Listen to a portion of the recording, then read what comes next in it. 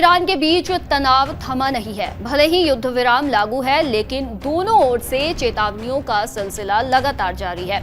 इस बीच बड़ी खबर सामने आई है कि डोनाल्ड ट्रंप ने ईरान के सर्वोच्च नेता अली खामेनेई को सत्ता से हटाने की मंजूरी दे दी है। जानकारी के मुताबिक मोसाद के एजेंट सक्रिय हो चुके हैं और खामेनेई की हत्या या सत्ता परिवर्तन की आशंका जताई जा रही है।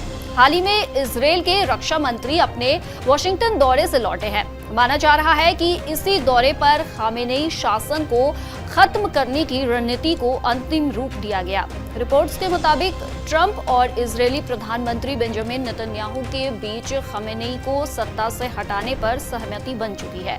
इसके लिए दो विकल्प तय हुए हैं, या तो उनकी हत्या या फिर तख्ता पलट। इजरायल के रक्षा मंत्री इजराइल काट्ज ने हाल ही में रेमन एयरबेस का दौरा किया और उन पायलट्स से मिले जिन्होंने हाल के युद्ध के दौरान ईरान पर हवाई हमले किए थे।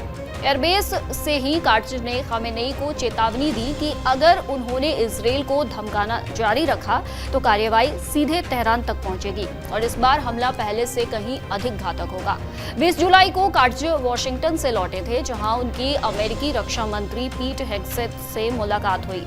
इन मुलाकातों के बाद खामेनेई को दी गई चेतावनी ने इस बात को और पुख्ता कर दिया कि ईरान ने नेतृत्व परिवर्तन की योजना पर सहमति बन चुकी है। ट्रंप ने भी हाल ही में साफ कहा कि अमेरिका किसी भी कीमत पर ईरान को परमाणु हथियार हासिल नहीं करने देगा।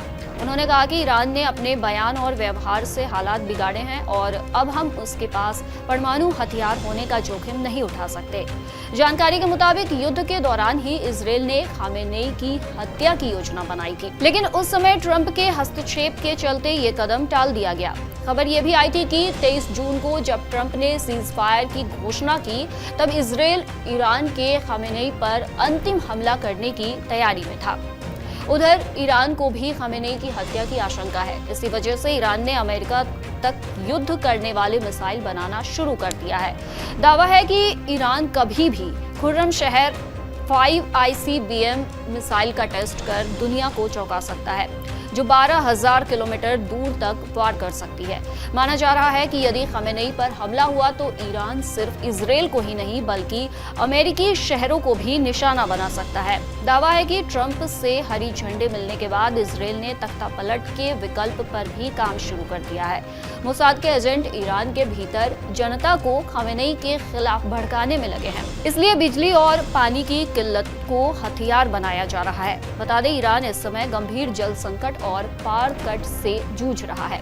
कई सरकारी दफ्तर बंद किए जा चुके हैं। कई दफ्तरों को बंद करने पर विचार हो रहा है ताकि हालातों को आउट ऑफ कंट्रोल होने से रोका जा सके। तनाव के इस दौर में आने वाले समय में हालात किस दिशा में जाएंगे, ये पूरी तरह इस पर निर्भर करेगा कि खामेनेई पर कार्रवाई की योजना कब और किस रूप में अमल में लाई जाएगी।